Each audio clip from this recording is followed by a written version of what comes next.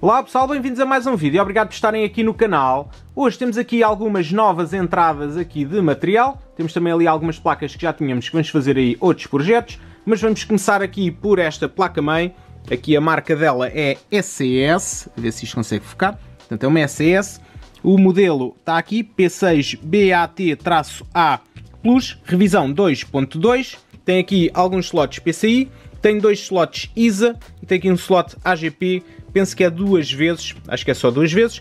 E interessante aqui nesta placa-mãe, ela tem aqui para slot 1, dá para colocar aqui um CPU de cartucho, slot 1, mas também tem aqui socket 370, pelo que eu percebi, isto funciona um frontside bus até 133, mas eu notei aí alguns pequenos problemas com o frontside bus a 133, mas na realidade o CPU que veio com esta placa-mãe está aqui é de 66 MHz frontside bus, portanto não tem qualquer problema. Aliás, acho que o pente que aqui está é PC100, se não estou em erro, agora não consigo focar muito bem, vamos cá ver, eu acho que dá para perceber, acho que é PC100.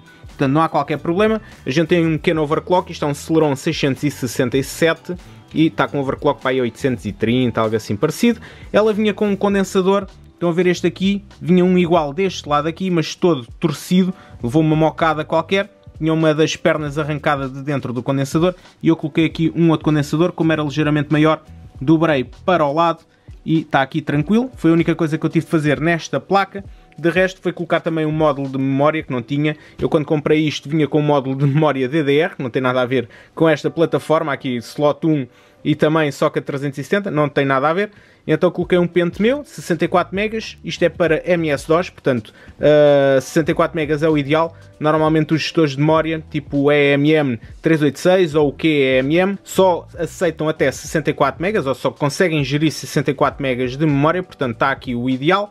E a gente vai testar aí da Canada, eu já estive a fazer aqui os testes preliminares, mas eu quero colocar aí um sistema já com tudo prontinho, MS-DOS 6.22, e quero testar também aqui placa de som PCI. Normalmente para MS-DOS a gente coloca aqui placas de som ISA, nestes slots ISA, e então é muito mais fácil, a compatibilidade é excelente, só que eu tenho algumas placas de som PCI que eu queria testar, a ver se funciona ou não nestes chipsets mais antigos, porque coisas mais recentes, estilo aqui Pentium 4, que eu já vou mostrar um bocadinho melhor, já não tem tanta compatibilidade como as plataformas mais antigas, mas MS-DOS melhora mesmo placa de som ISA, que aí não há qualquer problema. Então a gente já vai testar isto daqui a nada, aqui uma placa da SES, de seguida passamos aqui para uma placa-mãe da ASUS, é uma P4TE, ela é bastante especial, apesar de não ser as primeiras placas que saíram, ou o primeiro socket que saiu para os Pentium 4, que foi o socket 423, mas esta aqui é um socket 478, mas continua com o tipo de memória que saiu nos primeiros Pentium 4, na plataforma socket 423, e é RAM Bus, portanto RDRAM, podem ver aqui, tem ali a dizer onde é que é RAM Bus, está aqui, RAM Bus. Estes pentes só têm 128 MB cada um, é PC 800, portanto é uma quantidade de memória bastante pequena. Não sei como é que vou fazer, mas em princípio tenho de mandar vir uns pentes, pelo menos aí se calhar pentes de 256, 4 pentes.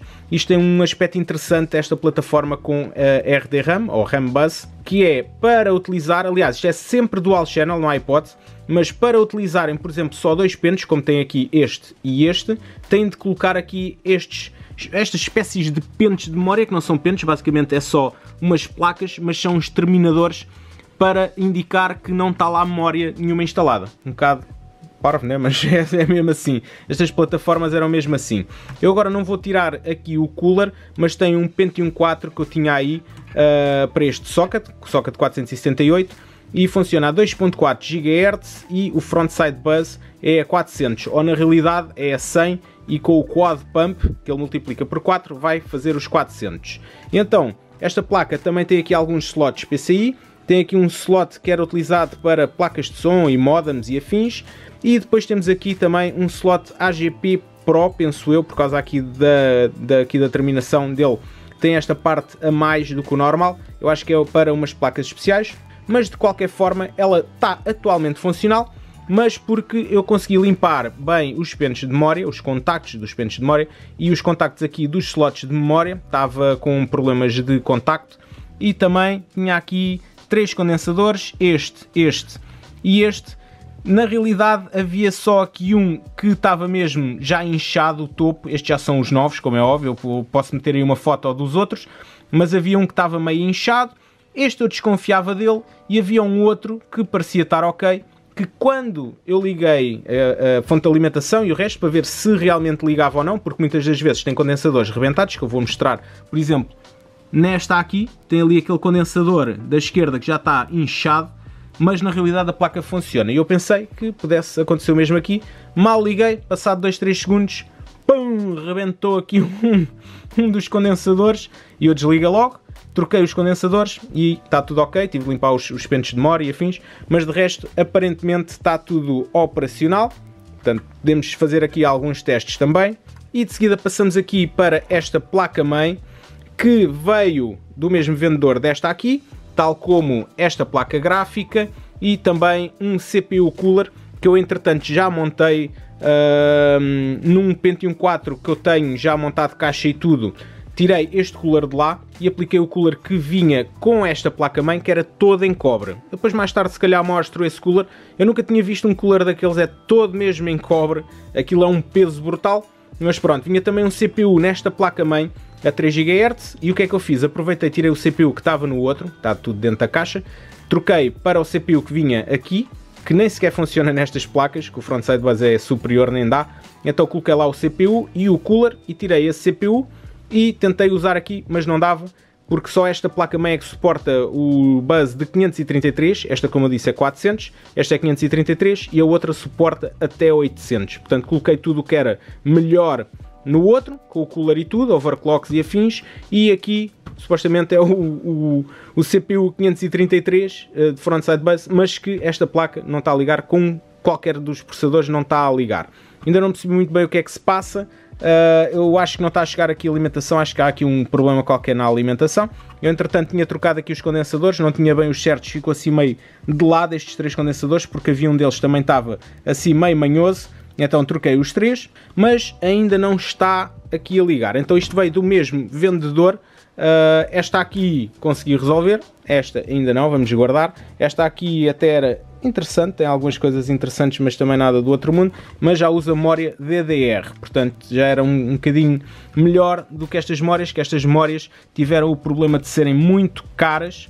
Na altura, esta plataforma, quando a Intel inventou a nova plataforma para os primeiros Pentiums 4, o socket 423, na realidade inventou as memórias também RAM bus. Isto era muito caro, aqueciam muito, o desempenho não era assim nada do outro mundo, e os Pentiums 4, como a malta sabe, também o desempenho não era nada do outro mundo, e levavam tareias de AMDs, e muitas das vezes AMDs com uma frequência bastante mais baixa. Portanto, esta placa-mãe aqui, a gente vai tentar mais tarde ressuscitá-la, mas por agora vai ficar aqui em stand-by.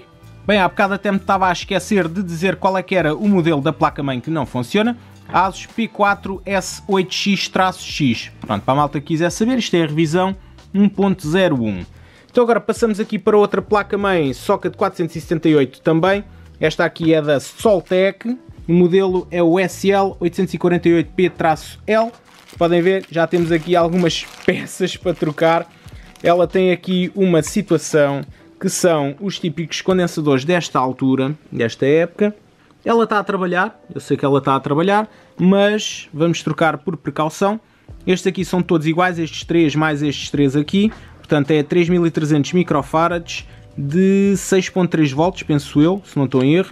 E este aqui acho que é 1500 microfarads, 16 volts. Portanto já temos aqui os condensadores todos necessários para trocar isso. Esta placa parece bem porreira, a BIOS tem várias opções para overclock. Então a gente vai fazer uso disso. Eu por acaso desconheço, nem procurei assim muito se esta placa é muito boa para overclocks ou não, mas pelo menos para as opções que estão na BIOS, presumo que não seja mau. Ainda por cima com chipsets Intel, os chipsets, por exemplo, como este aqui da CIS, ou outra que tem da VIA, aquela do Socket 370, muitas das vezes têm mais funcionalidades os chipsets que não são da Intel têm mais funcionalidades, mas poderemos incorrer em incompatibilidades ou problemas depois dela ligar mais tarde, pode ter alguma situação que ela fique inutilizada. Então, normalmente chipsets da Intel pode não ter tantas funcionalidades, tantas coisas diferentes, mas normalmente é mais garantido. Portanto, esta placa aqui, vamos mais daqui a bocado trocar os condensadores, é algo que não demora assim tanto tempo e garantimos que isto fica aqui tudo ok. Depois temos aqui uma placa-mãe da ASRock, é aqui uma 775i 945GZ. Esta placa-mãe é esquisita porque supostamente ela tem aqui o chipset 945GZ que tem gráficos integrados, mas que supostamente não suporta aí algumas coisas e que na realidade suporta. A gente depois vai ver, supostamente não tem slot PCI Express, seria uma das coisas, mas ela tem, portanto a gente mais tarde vai ver, mas a ideia era ter aqui uma plataforma que não desse para fazer muito overclock, tal como esta aqui de AMD. Portanto, isto aqui é socket LGA 775, tem um Pentium D, que vamos querer fazer aí, basicamente é construir um computador interativo com os subscritores decidirem quais é que são os componentes que vão ser instalados. Então vai ser Athlon XP 64, Athlon XP não, Athlon 64 X2, portanto o dual core da AMD, e ir contra o Pentium D da Intel. Basicamente este saiu um bocadinho mais cedo do que este, mas não vai interessar porque na altura que saiu o AMD já havia Pentium D, não esta versão, mas a gente até vai dar aqui uma pequena ajuda ao Pentium D, porque na realidade eles eram inferiores aos da AMD. Mas pronto, temos aqui 4 GB de RAM, vamos ter 4 GB de RAM, pode funcionar DDR2 400 ou DDR2 533, portanto também dar aqui um bocadinho mais, porque a plataforma aqui da AMD, socket 939, usa memória DDR400. Portanto, a nível de memória, não sei bem o que é que tem vantagem, porque aqui a da Intel pode ter uma frequência um pouco mais alta na memória, é a DDR2, mas aqui a plataforma AMD tem um controlador de memória no próprio CPU. Portanto, vai adiantar aí um bocadinho as coisas, vai acelerar aí um bocadinho as transferências para a memória. Portanto, também é algo interessante. Esta também tem aqui PCI Express. Isto é uma versão OEM de outras placas. Esta penso que é da MSI, modelo MS7184 versão 1.0. Na realidade esta placa-mãe supostamente não suportaria este CPU, não a nível de socket ou de microcódigos, mas a nível de TDP. Supostamente esta placa só vai até 95 watts TDP, processadores até 95 watts, e este aqui penso que seja de 110, se não estou em erro. Isto aqui é o Core Toledo, isto é um Athlon 64X2 4800 Plus, portanto supostamente é o melhor CPU deste socket, é o que a gente vai testar. Este aqui também, Pentium D 945, portanto o melhor Pentium D sem ser os Extreme Edition, que tem Hyperthreading. Este é o 945, também supostamente é o melhor. Portanto a gente vai querer meter um contra o outro, né? Aqui ver qual é que é o melhor, mas na realidade depois eu vou fazer um vídeo e vocês vão escolher depois qual é que querem fazer, se querem fazer AMD ou Intel, e depois mais tarde também escolher qual é que é a placa gráfica, se é Nvidia, se ATI, e depois também mais tarde escolher a placa de som, escolher o sistema operativo e fazermos aqui um computador interativo. Acho que também é uma boa ideia, vocês deem a vossa opinião, o que é que acham. E estes CPUs são relativamente equivalentes, este Athlon 64X2 e aqui o Pentium D, eles são relativamente equivalentes, vai ter mais ou menos a mesma quantidade de memória, depois o que fica disponível depende do chipset e também do sistema operativo, mas estão mais ou menos equivalentes. Entretanto, daquele vendedor das duas placas-mães do socket 478, a que funciona e a que não funciona, eu comprei também, aliás vinha com a primeira placa, a que funciona, vinha esta placa gráfica, isto aqui, onde é que está a etiqueta? Acho que está aqui. Portanto é uma GeForce 6200 com 256 MB de memória DDR2 e tem TV, saída TV e DVI. Portanto, podemos ver aqui, saída VGA, temos aqui S-Video para TV e temos aqui a saída DVI. Infelizmente, ou felizmente, não sei, porque ela é um bocado má, esta placa gráfica é um bocado má.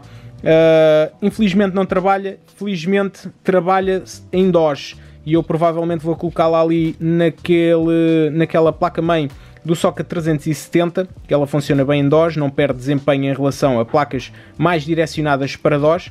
Portanto, nesta época ainda serviam minimamente para DOS, as mais recentes, se vocês tentarem usar DOS, é tudo muito lento, porque o núcleo 2D já é muito mais fraco, não é necessário atualmente nos dias de hoje sequer, mas pronto, provavelmente já que não dá para utilizar em 3D porque faz artefactos por todo lado, está mesmo marada, a partir do momento que se instala o driver, adeus, já era. Então se calhar fica para DOS.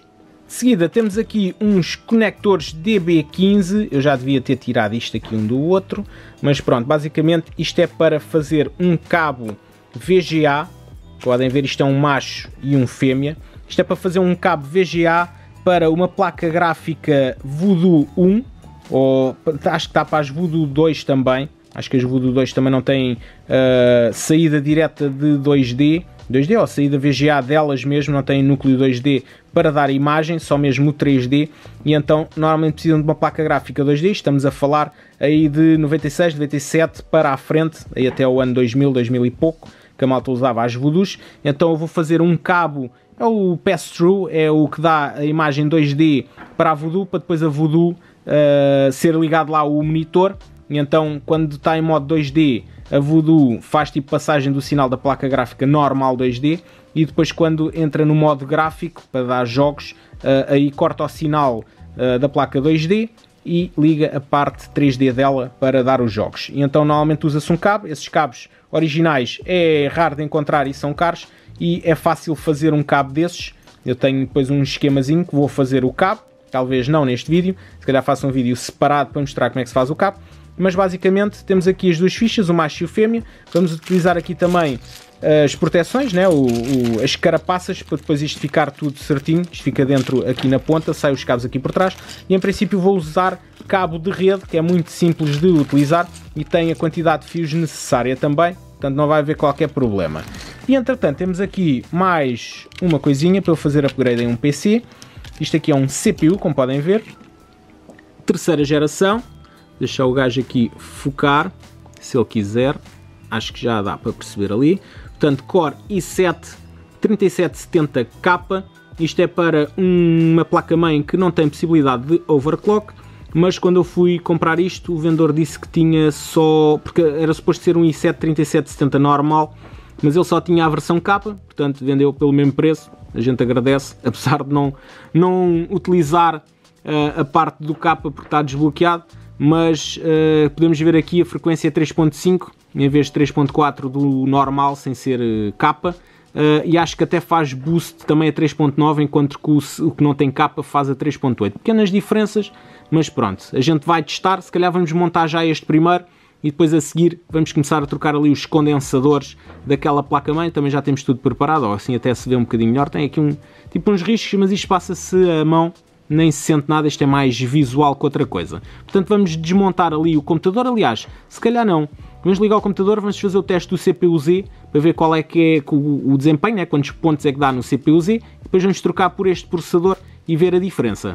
Bem, como sempre aqui o Windows a tramar-nos, já estamos aqui há algum tempo a fazer as atualizações, podemos ver ali ele fez a pesquisa às 17h03, portanto são 17h16, ele já instalou duas coisas, agora está a instalar a outra atualização cumulativa, blá blá blá. Mas pronto, vamos esperar aqui um bocadinho, porque senão está a papar recursos do processador e vai dar ali valores errados no CPU-Z. Portanto vamos aguardar que isto instale, provavelmente vamos ter de reiniciar, e o Windows a tramar-nos mais uma vez, mas pronto, vamos aguardar um bocadinho e já vamos abrir o CPU-Z.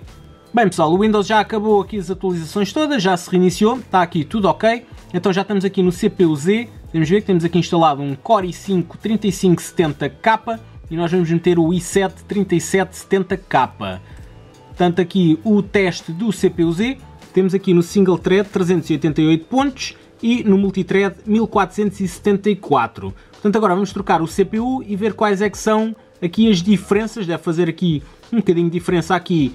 No single thread deve ser pouco, se calhar vai chegar aqui ao pé dos 400 pontos, mas aqui provavelmente já vai ser aqui se calhar 1600, 1700 pontos, não sei se já vai chegar aos 1800, mas a gente já vê aí como é que fica.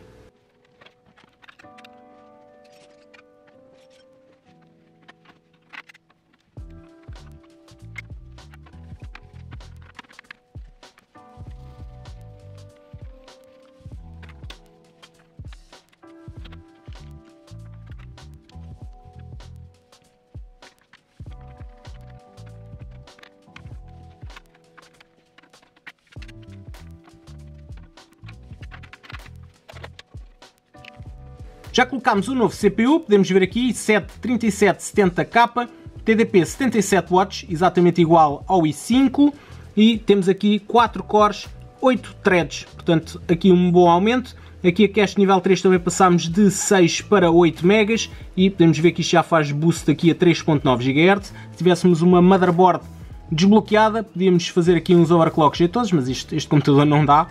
Mas pronto, temos aqui os resultados do benchmark e aqui a previsão do single thread está mais ou menos dentro do que eu tinha pensado, à volta dos 400 pontos, quase 400, mas aqui eu tinha dito, não sei se chegávamos aos 1800, olha lá, quase 1900 pontos, portanto uma boa diferença dos 1400 e tal que tínhamos para quase 1900 pontos, está aqui uma boa diferença. Aqui estes CPUs são relativamente baratos, é um bom upgrade e já vai dar aqui outra vida a este PC, que isto é o PC das lives aqui do canal do Baguete, que eu faço aqui os diretos na garagem, portanto já vai ajudar aqui mais qualquer coisita. Agora vamos tratar daquela placa-mãe para trocar os condensadores.